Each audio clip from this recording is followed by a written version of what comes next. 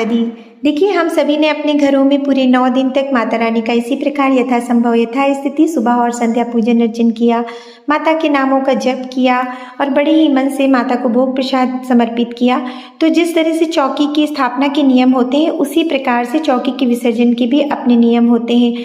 हम अपने घर में जब पूजन अर्चन करते हैं तो सभी देवी देवताओं का आवाहन करते हैं, उनको हमारी पूजा संपूर्ण करने के लिए प्रार्थना करते हैं, विराजित करते हैं और पूरे 9 दिन तक उनकी सेवा पूजा भक्ति करते हैं। इस प्रकार से कलश में हम वरुण देवता, सभी सप्त नदियों के जल का आवाहन करते हैं, गणेश भगवान, माता रानी के साक्षात स्वरूप में विराजित होने के लिए माता से प्रार्थना करते हैं।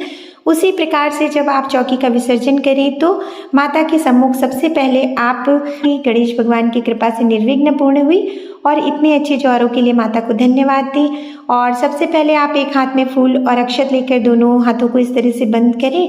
बंद करने के बाद में आप माता के सम्मुख अपनी क्षमा याचना अवश्य मांगे।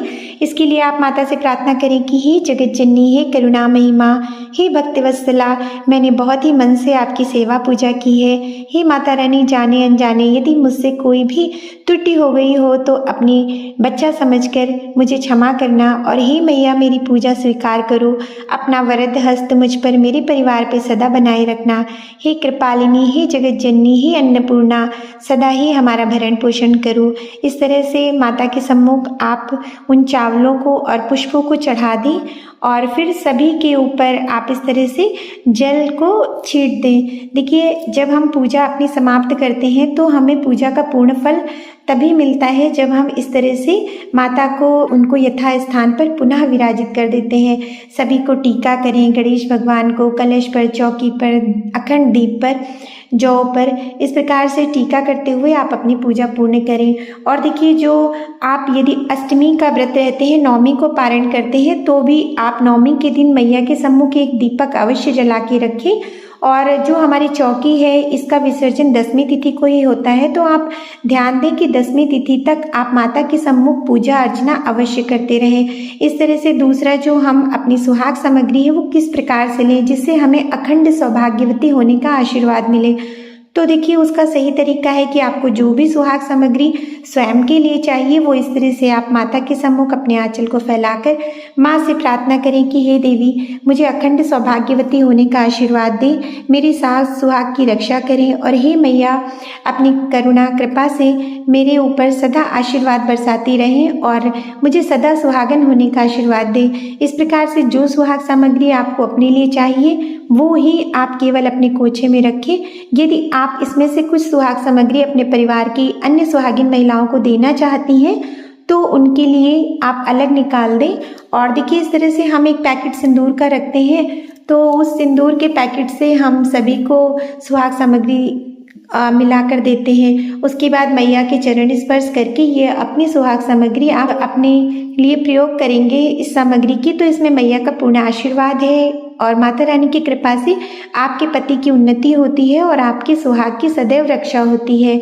और देखिए, ये ज्वारे हैं, जब आपके घर अष्टमी या नवमी पर आप कन्या पूजन के लिए कन्या को आमंत्रित करें तो उनके हाथों से कुछ ज्वारे निकलवा कर आप अपने आंचल में अवश्य रख लें। ज्वारों का कुछ भाग आप अपनी तिजोरी में रख लें, कुछ पर्स में रख दें और ज्वारों को कभी इधर उधर नहीं फेंकना चाहिए। जो ज्वारे होते हैं ये हमारे उज्जवल भविष्य का संकेत होते हैं। माता ने हमारी पूजा स्वीकार की और आने वाला वर्ष हमारे लिए कितना शुभकारी है ये स्वस्थ ज्वारों से हमें पता चलता है। तो ये बहुत ही शुभ संकेत होता है जब अच्छे ज्वारे निकलते हैं।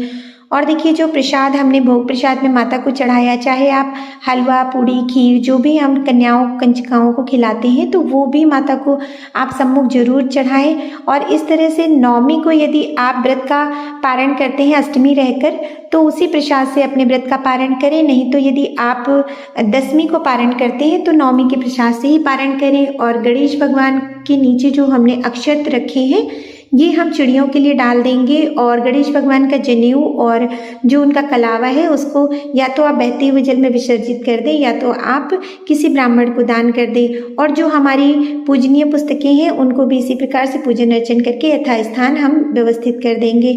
और देखिए, कलश देवता की कंठ पर पूरे 9 दिन तक जो मौली बंधी हुई थी वो सिद्ध रक्षा कवच का कार्य करती है, क्योंकि बहुत ही अच्छे से पूजन अर्चन करने के बाद इतनी उसमें शक्ति आ जाती है है कि आप उसको अपने गले में धारण कर सकते हैं, बच्चों को भी उसको धारण करा सकते हैं। जो नारियल पर आपने कलावा बांधा है वो अपने वाहन में आप बांध दीजिए। नारियल को पुरुष ही तोड़े और इस नारियल को जब कन्या आपके यहाँ भोग प्रसाद ग्रहण करने आए तभी आप कन्याओं से इस नारियल को उठवा लें। उसके बाद में उसको तोड़कर कंजकाओं को भी प्रसाद स्वरूप में वितरित करें और स्वयं भी आप प्रसाद ग्रहण करें इसका। और ये नारियल का जो पानी है वो भी आप प्रसाद स्वरूप अवश्य ग्रहण करें। ये जो कलश का जल हो, इस जल को आप सबसे पहले अपने किचन में और उसके बाद शयन कक्ष में डालते हुए पूरे घर में डालें। मुख्य द्वार पे इसको अवश्य छोड़ें। बस ध्यान रहे कि अपने शौचालय और स्नान गृह में कभी भी कलश का जल ना छोड़ें। जो इसके अंदर का सिक्का होता है वो आप अपनी तिजोरी में रख लें और जो भी सामग्री है आप चाहें तो उसका प्रयोग करें, आप चाहें तो उसको विसर्जित कर दें। और देखिए, जो अगर आपका कलश पीतल या तांबे का है तो आप उसको पुनः धोकर प्रयोग करें। यदि मिट्टी का कलश है तो पेड़ पौधा लगा दें। इसी तरह से आपका दीपक है, यदि दीपक आपका पीतल तांबे का है तो आप धोकर प्रयोग करें और यदि मिट्टी का है तो उससे दोबारा पूजा में प्रयोग ना करें। इस तरह से आप सारी हवन सामग्री जो भी, चाहे वो आम के पल्लव हो चाहे अशोक के पल्लव हो, इनको एकत्र कर लें और पूजा की सभी सामग्रियों को एकत्र कर लें और माता रानी को, गणेश भगवान को यथा स्थान जहाँ पर भी आपने मंदिर में उनको विराजित कर रखा था वहाँ पर उनको विराजित कर दें। माता रानी की चुन्नी उनको ओढ़े रहने दें। जो भी चौकी पे हमने कपड़ा बिछा रखा है उस कपड़े को आप धोकर पुनः इस्तेमाल कर सकते हैं। और जिस कोड़े में ये हमने जौ उगाए थे इसमें आप चिड़ियों के लिए पानी दे सकते हैं, पौधा लगा सकते हैं। और देखिए, जब जौ बहुत अधिक हो आपके पास तो उनको इधर उधर बिल्कुल भी ना फेंकें। उन जौओं को आप अपने घर में सुरक्षित रख लें, आप अपने गार्डन में उनको लगा दें, जिससे वो काफ़ी समय तक हरे भरे रहते हैं और बहुत सकारात्मक ऊर्जा होती है। माता रानी की पूजा में सभी वस्तुएं जो भी आपने प्रयोग की है, लौंग इलायची चढ़ाया है, वो आप प्रसाद स्वरूप अवश्य ग्रहण करें। आपने अखंड दीपक तिल के तेल का या देसी घी का लगाया है तो दीपक में नौमी तिथि के बाद घी या तेल नहीं बढ़ाना चाहिए। दीपक को स्वतः ही शांत होने दें। दीपक में बचे हुए घी या तेल का प्रयोग पुनः ना करें। दीपक यदि धातु का है तो उसे धोकर प्रयोग कर सकते हैं, यदि मिट्टी का है तो उसे विसर्जित कर दें। इस प्रकार से दीपक के नीचे, गणेश भगवान के कलश के नीचे और माता रानी के विग्रह के नीचे जो भी अक्षत है उनको एक जगह एकत्र कर लें और सारे पक्षियों को डाल दें। जो भी हवन सामग्री, पत्ते, नारियल के ऊपर का छिलका, जो भी आपको विसर्जित करना है वो एक जगह एकत्र करें।